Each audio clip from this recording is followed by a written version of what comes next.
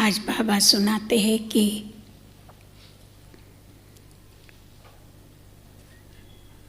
बच्चे, आपको पता है कि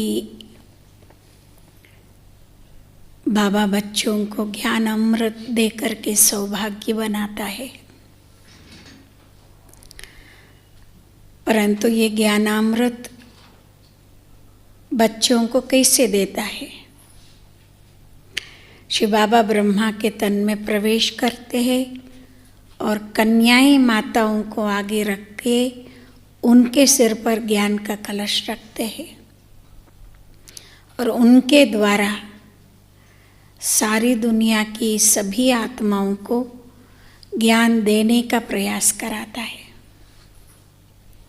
ताकि उस ज्ञान से सभी आत्माओं को सद्गति मिले, उस ज्ञान से सभी आत्माओं का उद्धार हो जाए। बाबा कहते हैं कि बच्चे, मैं आता ही हूँ, और जब बच्चे संगम युग में इस ज्ञान का विचार सागर मंथन करते हैं, जैसा नहीं क्या देवताएं और असुरों का सागर मंथन हुआ, उसमें से बहुत सारी चीज़ें निकली, 14 चीज़ें निकली, उसमें से एक अमृत विष, बहुत सारी निकली, बहुत सारी बातें मैं कभी आपको सुनाऊंगी उसका।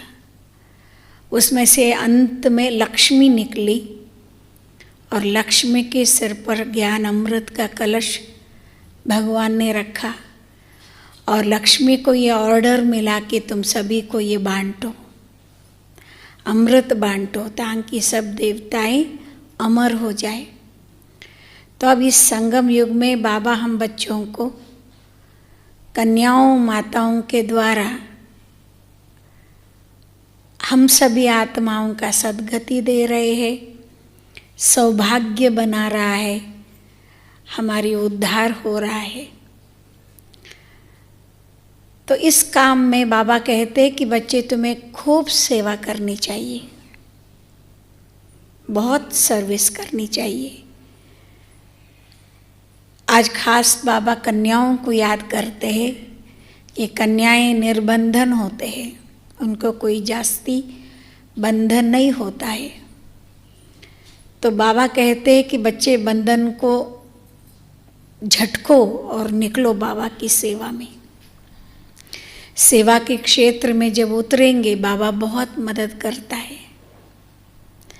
तो बाबा कहते हैं कि तुम बच्चों को अभी निर्बंधन बन के सारी दुनिया की आत्माओं को ज्ञान बांटने की सेवा करना है। इसमें बहाना नहीं बोलना है कि मुझे ये बंधन है, वो बंधन है। अरे तो बंधन अंत तक रहेगा, परंतु ताकतवान वो है जो बंधनों को झटक करके बाबा की सेवा के फील्ड में निकल आवे। हाँ, गृहस्थ में रहने वाले उनको उनका काम करना ही करना है, परंतु सेवा के लिए समय निकालना ही पड़ता है, क्योंकि सेवा बिना पद नहीं, सेवा बिना प्रारब्ध नहीं है। नहीं, प्रजा बनाना हो तो सेवा करो, सतयुग में धनवान बनना हो तो सेवा करो, सतयुग में राजा बनना हो तो प्रजा बना करके उनकी यहाँ पालना करो, अपने तन मन धन से यहाँ सेवा करो, ताकि वहाँ अपना तन मन धन सब कुछ ओके हो जाए। तो सेवा ज़रूर करनी पड़ती है। और कहा साज बाबा कुमारियों को, कन्याओं को कहते, उठो, खड़े हो जाओ, क्योंकि आपको कोई बंधन नहीं है। इसका मतलब ऐसा नहीं कि बाकी के जो लोग हैं उनको बंधन है इसीलिए चुपचाप बैठे रहना। तो उनको भी बंधनों को झटक करके बाबा की सेवा में लग जाना चाहिए। जितना ज़्यादा बाबा की सेवा करेंगे उतना अपना प्रारब्ध बनता है, क्योंकि बाबा का सेवा करना माना ही सत्कर्म करना। सत्कर्म अपने प्रारब्ध का नींव है। कर्म ही नहीं करेंगे तो फल कहाँ से मिलेगा? बराबर।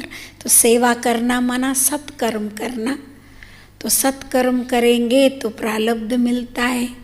तो जितना बच्चे बाबा की सेवा करते हैं उतना ऊंच पद मिलता है, उनका सौभाग्य जग जाता है, तकदीर जग जाता है।